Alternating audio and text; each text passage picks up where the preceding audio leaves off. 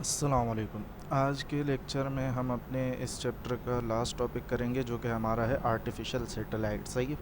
Satellite किसी भी ऐसे ऑब्जेक्ट को कहते हैं जो कि रिवॉल्व करता है यानी घूमता है, सर्कुलर मोशन परफॉर्म करता है किसी भी प्लेनेट के अराउंड। सही है। कोई भी ऑब्जेक्ट जो कि किसी प्लेनेट के अराउंड सर्कुलर मोशन परफॉर्म करे वो ऑब्जेक्ट हमारे पास क्या कहलाता है? सैटेलाइट कहलाता है। सही है।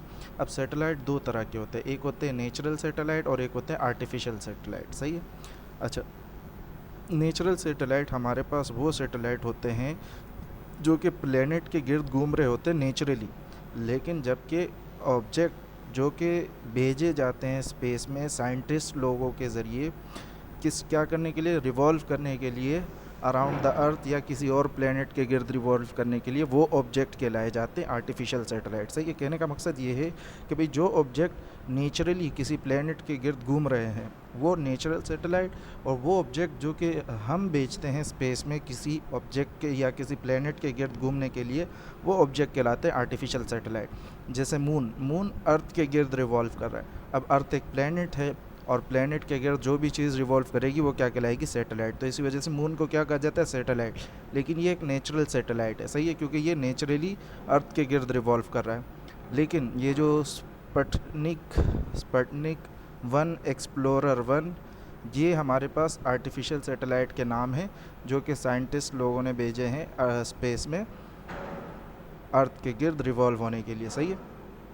अच्छा, उसके बाद आ जाते हैं हमारे पास artificial satellite are use for different purposes. सही है। आर्टिफिशियल सैटेलाइट को मुख्तलिफ़ पर्पसेस के लिए इस्तेमाल किया जाता है, मुख्तलिफ़ कामों के लिए इस्तेमाल किया जाता है, जैसे कि फ़ॉर कम्युनिकेशन के लिए, for making star maps, for making maps of planetary surfaces, for collecting information about whether, for taking pictures of planet. सही है। यानी ये सारे वो काम हैं जो कि हम आर्टिफिशियल सैटेलाइट की मदद से करते हैं। कम्युनिकेशन भी हमारी आर्टिफिशियल सैटेलाइट की वजह से पॉसिबल है, स्टार के मैप्स बनाना, उसके अलावा प्लानिटरी सरफेसेस यानी जितने भी प्लैनेट्स हैं उनके सरफेस के मैप बनाना। यानी हमारे पास आज जो अर्थ का मैप मौजूद है वो इसी सैटेलाइट की वजह से है कि भाई सैटेलाइट ने ही हमें अर्थ का मैप प्रोवाइड करने में हेल्प की है। सही। उसके अलावा वेदर के बारे में इंफॉर्मेशन कलेक्ट करना और उसके अलावा प्लैनेट्स की पिक्चर्स लेना, ये सारी चीज़ें आर्टिफिशियल सैटेलाइट की वजह से ही मुमकिन हो पाई हैं। उसके अलावा आर्टिफिशियल सैटेलाइट इंस्ट्रूमेंट्स को कैरी करता है, पैसेंजर को कैरी करता है। मतलब कुछ आर्टिफिशियल सैटेलाइट ऐसे होते हैं जो जिसमें सिर्फ इंस्ट्रूमेंट मौजूद होते हैं, कुछ आर्टिफिशियल सैटेलाइट ऐसे होते हैं जिसमें सिर्फ पैसेंजर मौजूद होते हैं, और कुछ आर्टिफिशियल सैटेलाइट ऐसे होते हैं जिसमें दोनों ही होते हैं, इंस्ट्रूमेंट भी होते हैं, पैसेंजर भी होते हैं। किस लिए? To perform different experiment in space, यानी स्पेस में मुख्तलिफ एक्सपेरिमेंट परफॉर्म कर सके इस चीज़ के लिए। उसके अलावा artificial satellite have been launch into different orbits around the earth. सही है। आर्टिफिशियल सैटेलाइट्स को मुख्तलिफ ऑर्बिट्स में लॉन्च किया जाता है, और ये ऑर्बिट्स होते कहाँ हैं? अर्थ के गिर्द होते हैं। सही है। अब ये ऑर्बिट्स है क्या? ऑर्बिट्स दरअसल वो सर्कुलर पाथ्स होते हैं या वो कर्व पाथ्स होते हैं जिसमें कोई भी जो सैटेलाइट है वो रिवॉल्व करता है। सही है। तो उसको हम कहते हैं ऑर्बिट। हमारे पास मुख्तलिफ़ किस्म के ऑर्बिट्स होते हैं, जैसे कम्युनिकेशन के लिए हमारे पास है low earth orbit, medium earth orbit, geostationary orbit, elliptic orbit. सही है। तो ये सारे ऑर्बिट्स के नाम हैं। सही। ऑर्बिट क्या है? वो सर्कुलर पाथ जिसमें हमारा सैटेलाइट क्या करता है? रिवॉल्व करता है। सही है। अच्छा, these orbits are characterized on the basis of different parameters. अच्छा, ये जो मुख्तलिफ़ किस्म के ऑर्बिट्स हैं इनको मुख्तलिफ़ पैरामीटर्स के ज़रिए पहचाना जा सकता है, जैसे कि इनका जो डिस्टेंस होता है अर्थ से। सही। अब लो अर्थ ऑर्बिट का डिस्टेंस अलग होगा अर्थ से, मीडियम अर्थ ऑर्बिट का डिस्टेंस अलग होगा, जियो स्टेशनरी ऑर्बिट का डिस्टेंस अलग होगा, एलिप्टिक ऑर्बिट का डिस्टेंस अलग होगा अर्थ से। सही है। उसके अलावा डिस्टेंस फ्रॉम अर्थ से पहचाना जा सकता है इन ऑर्बिट्स को। उसके अलावा इन ऑर्बिट्स के टाइम पीरियड के ज़रिए भी पहचाना जा सकता है। सही है। अब ऑर्बिट्स का टाइम पीरियड का मतलब ये है कि भाई कोई भी ऑब्जेक्ट उस ऑर्बिट में जब रिवॉल्व करे, जैसे मान लो ये अर्थ है। सही है। ये क्या है? हमारे पास अर्थ है, और इस अर्थ के गिर्द ये हमारे पास एक ऑर्बिट है। सही है। अब हर ऑर्बिट का क्या होता है? हर ऑर्बिट का टाइम पीरियड फिक्स्ड होता है। टाइम पीरियड क्या होता है? फिक्स्ड होता है। टाइम पीरियड से मुराद ये है कि भाई जो सैटेलाइट है जब इस ऑर्बिट में रिवॉल्व करेगा, तो वन कंप्लीट रिवॉल्यूशन करने में ये जितना टाइम लगाता है, यानी यहाँ से जब मोशन स्टार्ट करेगा और वापस यहीं तक पहुँचेगा तो वन कंप्लीट रिवॉल्यूशन हो जाएगी। तो वन कंप्लीट रिवॉल्यूशन में कोई भी सैटेलाइट जितना टाइम लगाता है वो टाइम हमारे पास क्या कहलाता है, उस ऑर्बिट का टाइम पीरियड कहलाता है। तो हर ऑर्बिट का अलग अलग टाइम पीरियड होता है, तो मतलब टाइम पीरियड की मदद से भी ऑर्बिट्स को पहचाना जा सकता है। सही है। अच्छा, उसके बाद आ जाते हैं artificial satellite which completes it's one revolution around the earth in 24 hours is use for communication purpose. कहने का मतलब ये है कि भाई वो सैटेलाइट जो कि अपना एक कंप्लीट चक्कर अर्थ के गिर्द 24 आवर्स में कंप्लीट करता है, उस सैटेलाइट्स को इस्तेमाल किया जाता है किस चीज़ के लिए, कम्युनिकेशन पर्पस के लिए। सही है। यानी वो सैटेलाइट्स जो कि 24 आवर्स का टाइम लेते हैं, जिनका टाइम पीरियड 24 आवर्स का होता है, वो सैटेलाइट किस चीज़ के लिए इस्तेमाल किए जाते हैं, कम्युनिकेशन पर्पसेस के लिए इस्तेमाल किए जाते हैं। सही है। और इन ऑर्बिट्स को जिसमें यानी वो ऑर्बिट जिनका जो क्या नाम है हमारा टाइम पीरियड वो 24 आवर्स होता है, उसको जियो स्टेशनरी ऑर्बिट्स भी कहा जाता है। क्यों कहा जाता है?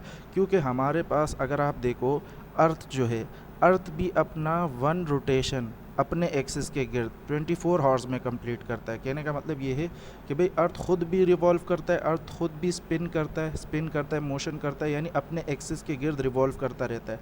और अर्थ जब अपने एक्सिस के गिर्द रिवॉल्व करता है तो उसको 24 आवर्स लगते हैं एक मुकम्मल चक्कर कंप्लीट करने में। यानी अर्थ ख़ुद घूम रहा होता है और ख़ुद जब घूमता है अर्थ तो उसको एक पूरा चक्कर कंप्लीट करने में 24 आवर्स लगते हैं।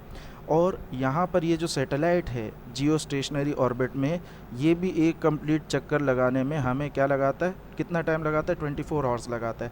कहने का मकसद ये है कि भाई जब अर्थ रिवॉल्व करेगा, मान लो अर्थ का ये पार्ट मान लो, जब अर्थ रिवॉल्व करेगा तो जितनी देर में अर्थ का ये पार्ट यहाँ तक पहुँचेगा उतनी देर में ये सैटेलाइट भी यहाँ से यहाँ तक पहुँच जाएगा। कहने का मतलब ये है कि भाई अगर आप इस पॉइंट पर खड़े हो और इस सैटेलाइट को देख रहे हो तो आपको ऐसा लगेगा कि ये सैटेलाइट मूव ही नहीं कर रहा, ये सैटेलाइट क्या है, रुका हुआ है। रुका हुआ क्यों लगेगा आपको? क्योंकि आप ख़ुद भी उसके साथ साथ क्या कर रहे होंगे, अर्थ में मूव कर रहे होंगे। सही है।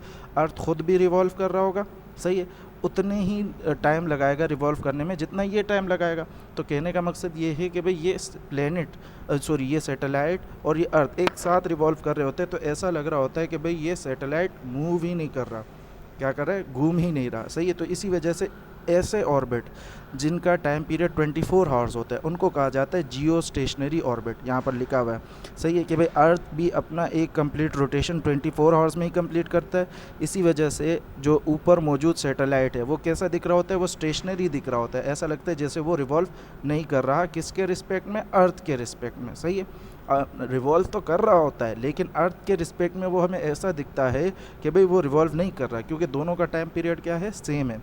दोनों का टाइम पीरियड सेम होने का मतलब दोनों सेम स्पीड से मूव कर रहे हैं। इसको ऐसे ही समझ लो कि भाई दो गाड़ियाँ एक ही स्पीड से जब जा रही होंगी तो आपको दोनों में बैठे हुए मौजूद पैसेंजर्स को लग रहा होगा कि भाई सामने वाली गाड़ी स्टेशनरी है, क्योंकि दोनों का स्पीड क्या होगा, सेम होगा। सही है। और इसी तरह से जो दूसरी गाड़ी है उसको पहले वाली गाड़ी लगेगी कि भाई ये रुकी हुई, ये मूव नहीं कर रही। अच्छा, उसके अलावा यहाँ पर लिखा हुआ है कि भाई it's orbit is there for, इसके ऑर्बिट को इसी वजह से क्या कहा जाता है, जियो स्टेशनरी ऑर्बिट कहा जाता है। जियो का मतलब होता है अर्थ और स्टेशनरी का मतलब रुका हुआ, कोई चीज़ जब रेस्ट में उसको स्टेशनरी कहते हैं। As it is use for communication purpose, इसी वजह से इन सैटेलाइट्स को क्या कहा जाता है, कम्युनिकेशन सैटेलाइट कहा जाता है। सही है। अच्छा, अब ज़रा आ जाते हैं इन सैटेलाइट्स के हवाले से कुछ कैलकुलेशंस है उनको करना है। सही है।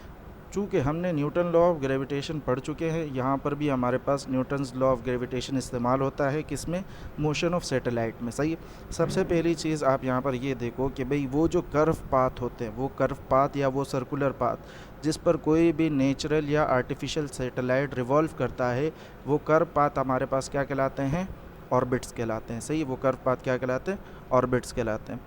उसके अलावा हमारे पास ये यहाँ पर आपको अर्थ के गिर्द सर्कुलर पाथ्स नज़र आ रहे होंगे, ये सर्कुलर पाथ्स हमारे पास ऑर्बिट्स कहलाते हैं। सही। अच्छा, ये सर्कुलर पाथ्स कह लो, कर्व पाथ कह लो, दोनों करीब करीब सेम बातें ही हैं।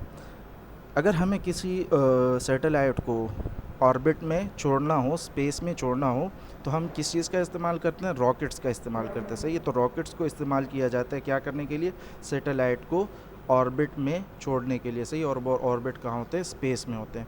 हमारे पास न्यूटन लॉ ऑफ ग्रेविटेशन का एक इम्पॉर्टेंट रोल होता है मोशन ऑफ सैटेलाइट में।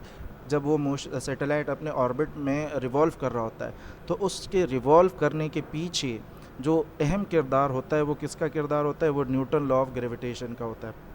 कहानी ये है कि भाई जब भी कोई सैटेलाइट अपने ऑर्बिट में रिवॉल्व करेगा, तो वो रिवॉल्व ही तब कर पाता है जब उसके दरमियान और अर्थ के उसके और अर्थ के दरमियान ग्रेविटेशनल फोर्स होती है। सही है, यानी कहने का मतलब ये है कि भाई न्यूटन लॉ ऑफ ग्रेविटेशन हमारे पास एक अहम किरदार अदा करता है मोशन ऑफ सैटेलाइट के लिए, जब भी कोई सैटेलाइट अपने ऑर्बिट में रिवॉल्व करेगा। क्यों?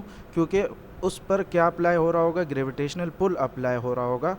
किसकी जानिब से? अर्थ की जानिब से। किसके ऊपर? सैटेलाइट के ऊपर।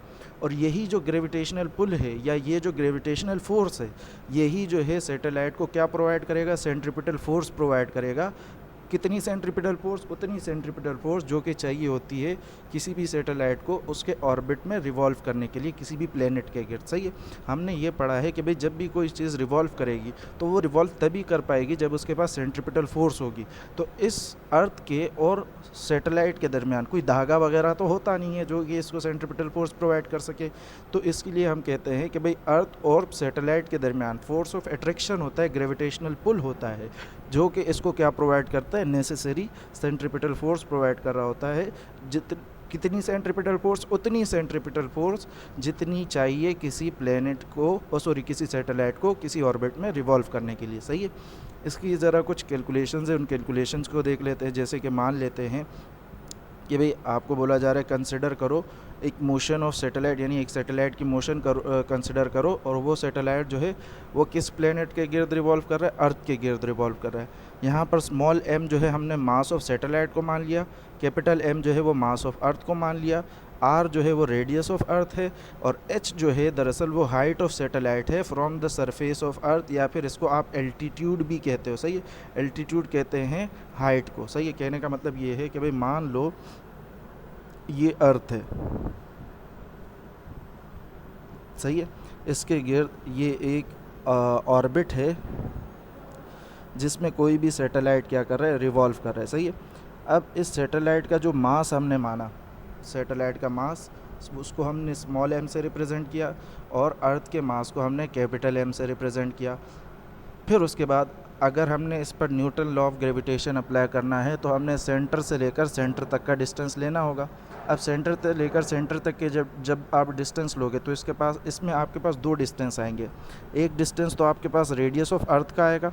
सही है, यानी रेडियस ऑफ अर्थ के सेंटर से लेकर अर्थ के सरफेस तक का फासला वो रेडियस ऑफ अर्थ कहलाता है।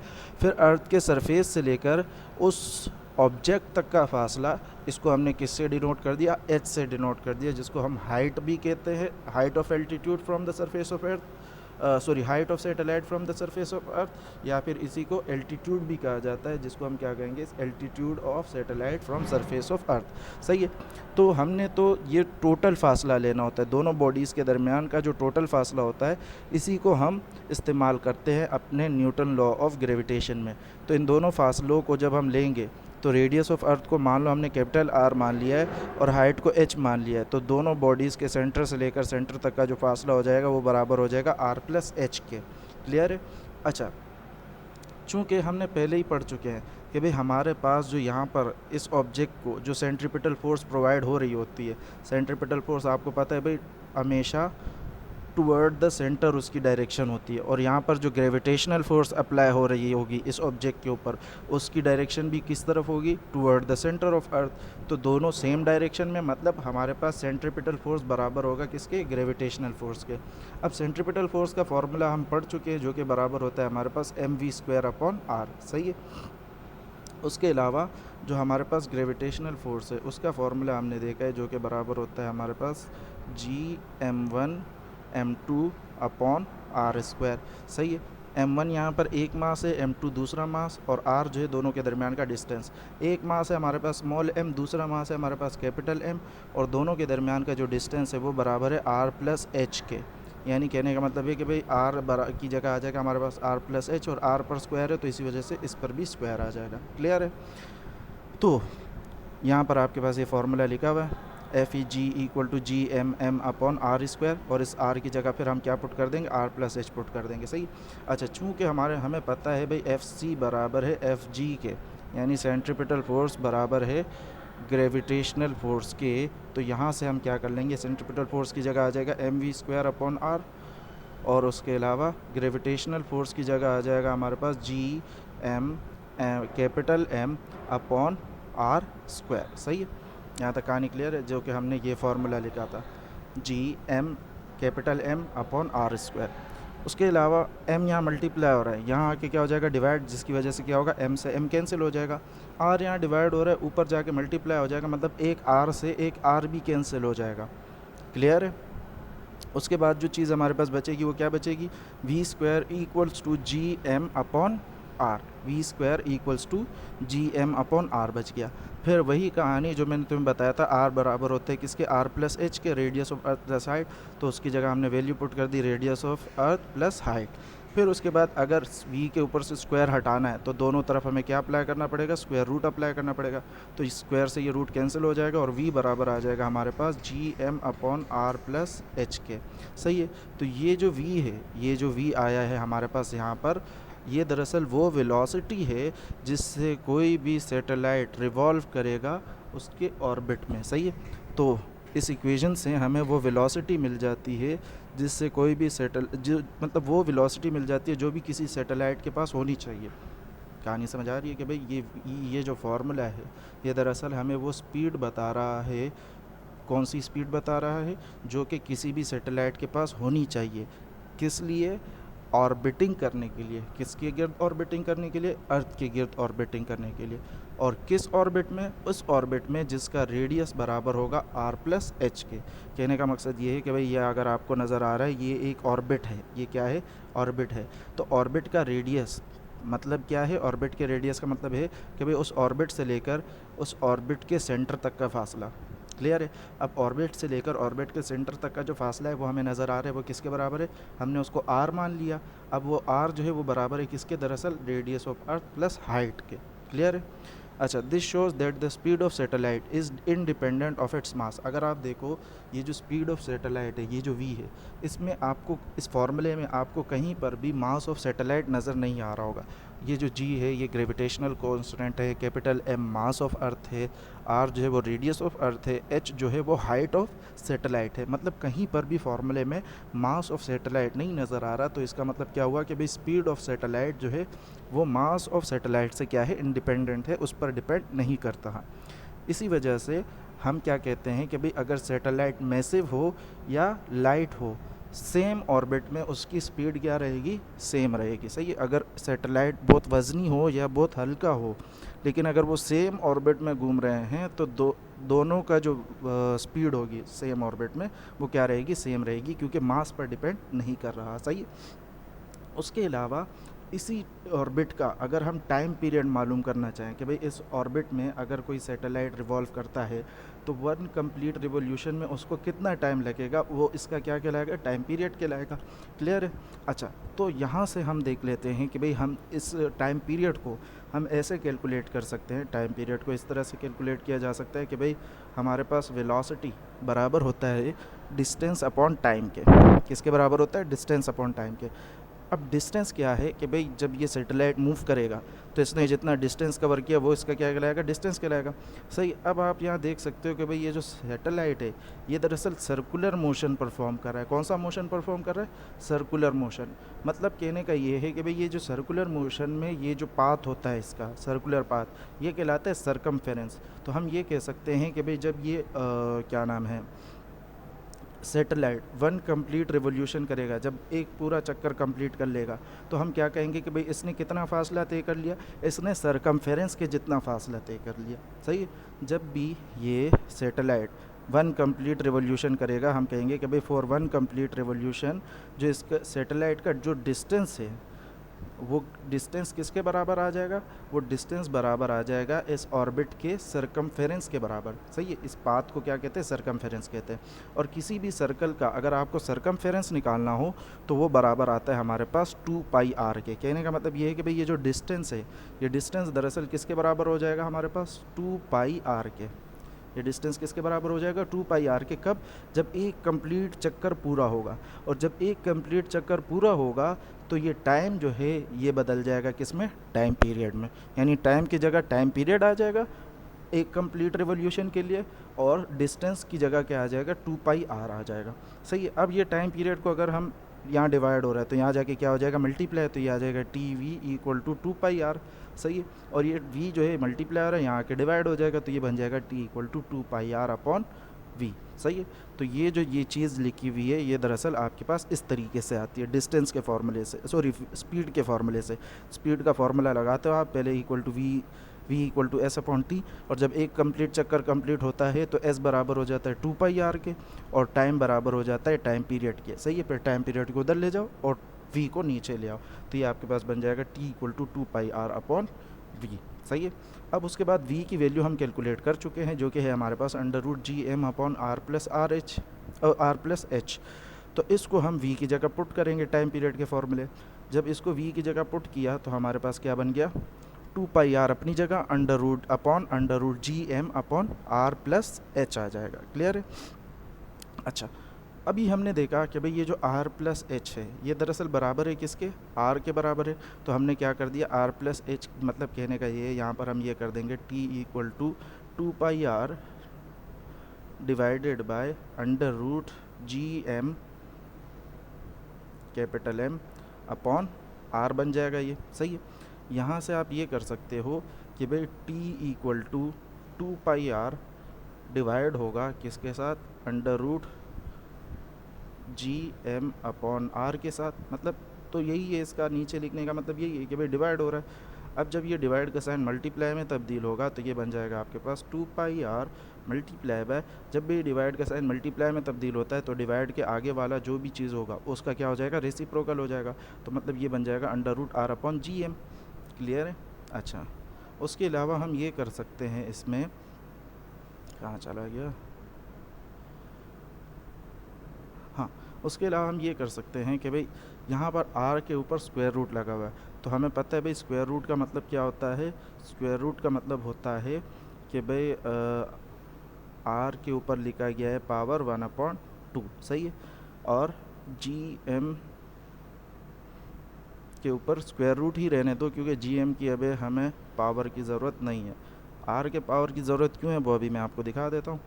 gm के ऊपर square root as it is आ जाएगा। सही है। ये हमने मैथ में पढ़ा है कि भाई जब दो चीज़ें डिवाइड हो रही हैं उन पर स्क्वायर रूट हो तो स्क्वायर रूट अलग अलग करके दिया जा सकता है। तो r को अलग स्क्वायर रूट मिल जाएगा, gm को अलग स्क्वायर रूट मिल जाएगा।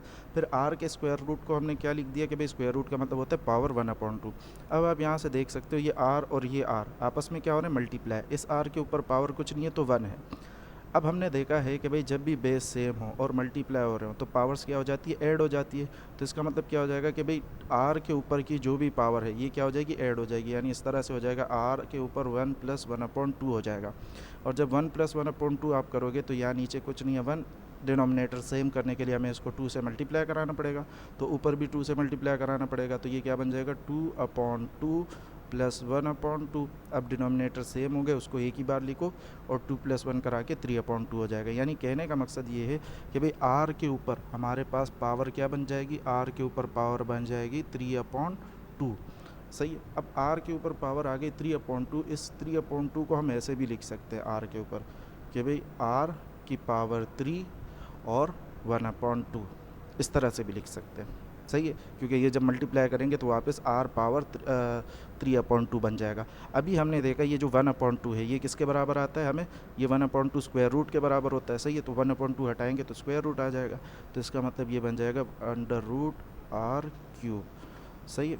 अच्छा, उसके बाद हम ये कर लेंगे कि भाई ये 2π अपनी जगह पर, r1 और r1/2 जब हमने मिलाया तो इससे बन गया r³, और ये स्क्वायर रूट अपनी जगह पर, और ये नीचे का स्क्वायर रूट gm अपनी जगह।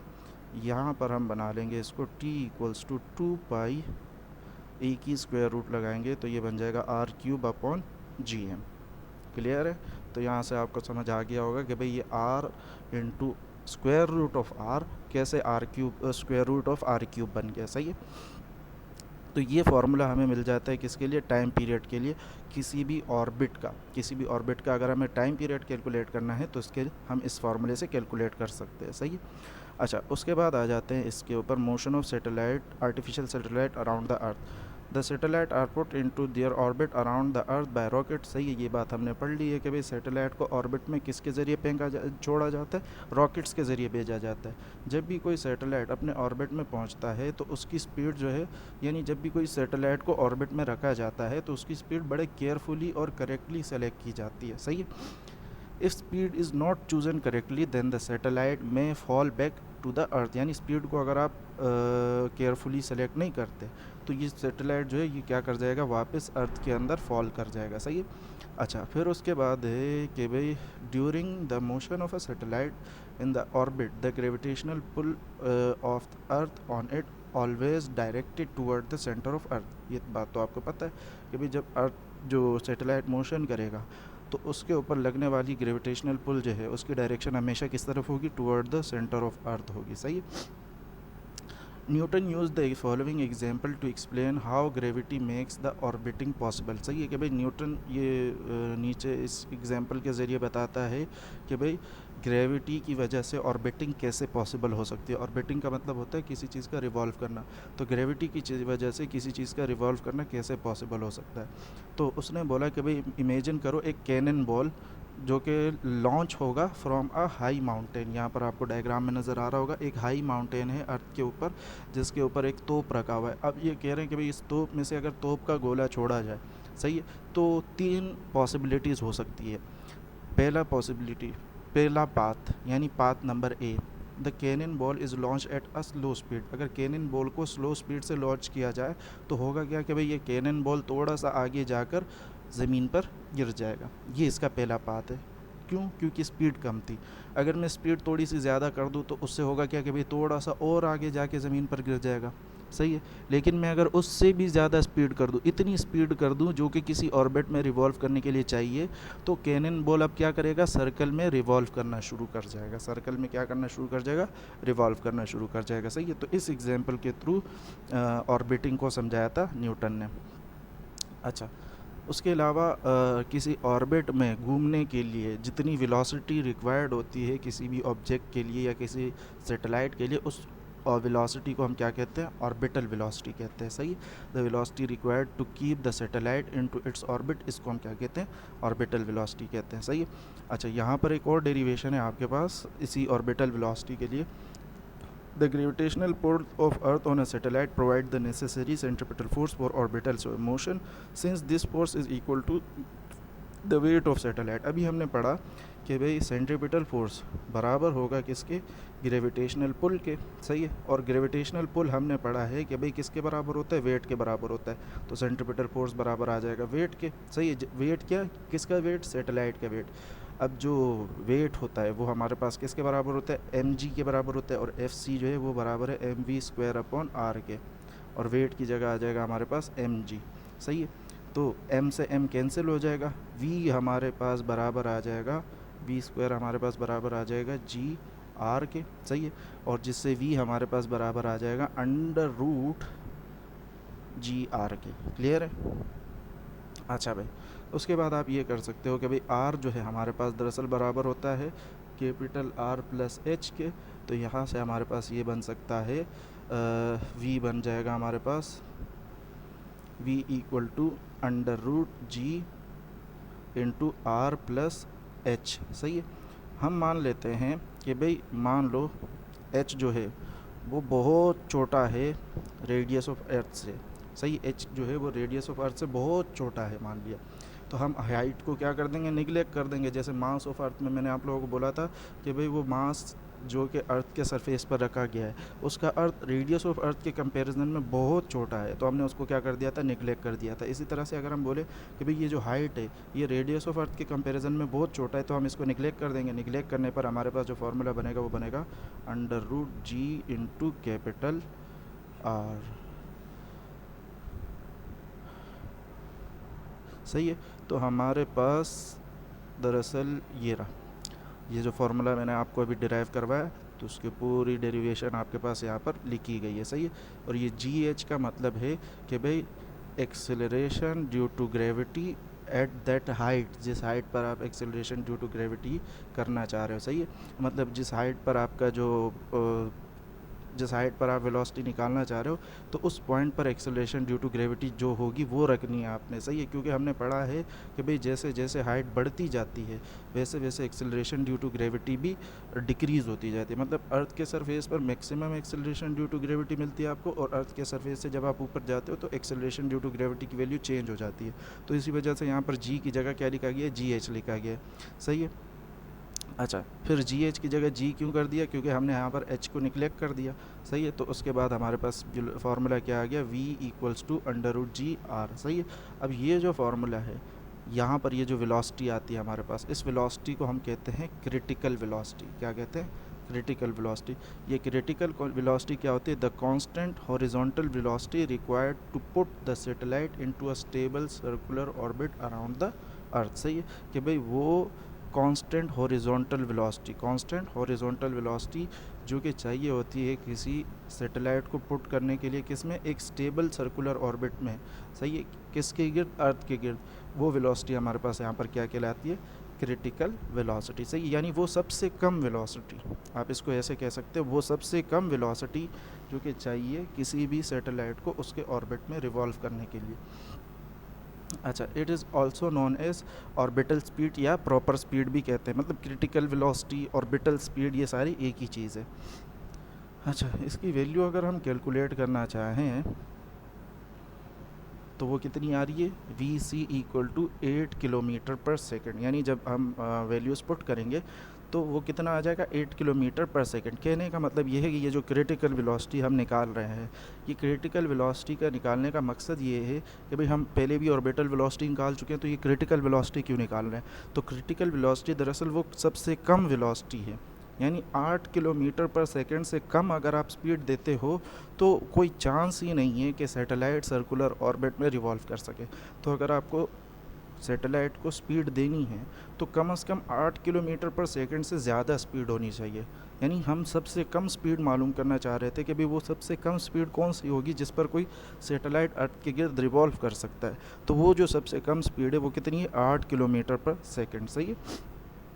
अच्छा, it should be noted that as the satellite get closer to the earth, the gravitational pull of the earth on it gets stronger, so the satellite, in order to stay in an orbit closer to earth, needs to travel faster as compared to those satellite in the farther orbit, सही है। कहने का मतलब ये है कि भाई आप जो है यहाँ पर क्या कह सकते हो कि जो सैटेलाइट है अगर उसको अपने ऑर्बिट में रिवॉल्व करना है, यहाँ पर कहने का मकसद ये है कि भाई जब सैटेलाइट जितना अर्थ के करीब होगा तो उस पर ग्रेविटेशनल पुल ज़्यादा होगा, जब सैटेलाइट अर्थ के करीब होगा तो उस पर लगने वाला ग्रेविटेशनल पुल ज़्यादा होगा। अब जब ग्रेविटेशनल पुल ज़्यादा होगा तो उसको वेलोसिटी ज़्यादा चाहिए होगी, सही है। लेकिन जैसे जैसे हमारा ऑर्बिट अर्थ के सरफेस से दूर जाता जाएगा तो उस पर लगने वाला ग्रेविटेशनल पुल कम होता जाएगा, और जब ग्रेविटेशनल पुल कम होता जाएगा तो उसके मुकाबले में हमें इतनी वेलोसिटी देनी नहीं पड़ेगी। मतलब अगर हमें हमारा जो सैटेलाइट है वो जितना अर्थ के करीब रिवॉल्व करेगा उतनी उसको ज़्यादा उतनी उस ऑर्बिट में की स्पीड क्या आएगी, ज़्यादा आएगी। उस ऑर्बिट की ऑर्बिटल स्पीड उतनी ही क्या होगी, ज़्यादा होगी। लेकिन जितना दूर जाता जाएगा तो उस ऑर्बिट की ऑर्बिटल स्पीड क्या होती जाएगी, कम होती जाएगी। क्लियर है। अच्छा, अब आपके पास यहाँ पर एक वर्कड एग्जांपल है जिसमें आपसे पूछा जा रहा है कि भाई calculate the speed of a satellite जो कि ऑर्बिट करता है अर्थ के गिर्द at an altitude of 1000 kilometre above earth surface. कहने का मतलब ये है कि भाई आपके पास हाइट जो है वो कितना दे दिया गया, 1000 किलोमीटर दे दिया गया, सही है। इसको सबसे पहले आप मीटर में चेंज करोगे तो ये बन जाएगा 1000 मल्टीप्लाई बाय 10⁻³ मीटर, सही है। और इसको आप ऐसे भी कह सकते हो 1 एक्सपोनेंट 6 मीटर, सही है। उसके बाद आपसे इसका स्पीड पूछा जा रहा है तो आप इसके लिए फार्मूला जो है वो क्या अप्लाई कर सकते हो, v equals to under root G M. Earth के गिर्द रिवॉल्व कर रहा है तो अर्थ का मास रखना पड़ेगा, सही है। और कहने का मकसद ये है कि भाई आप इसको ऐसे कह सकते हो कि भाई अगर ये सैटेलाइट अर्थ की जगह किसी और प्लेनेट के गिर्द रिवॉल्व करेगा तो यहाँ पर उस प्लेनेट का मास रखा जाएगा। क्लियर है? अच्छा, उसके बाद नीचे जो था हमारे पास वो था आर प्लस एच। आर क्या है यहाँ पर हमारे पास? उस प्लेनेट का रेडियस जिसके गिर्द वो सैटेलाइट रिवॉल्व कर रहा है। सही है, तो ये सारी वैल्यूज़ यानी जी यहाँ पर कांस्टेंट है, एम यहाँ पर कांस्टेंट है, आर यहाँ पर कांस्टेंट है, बस एच की वैल्यू आपको दे दी गई है। इसको आप पुट करके आप अपना ऑर्बिटल स्पीड कैलकुलेट कर सकते हो। सही है? अच्छा,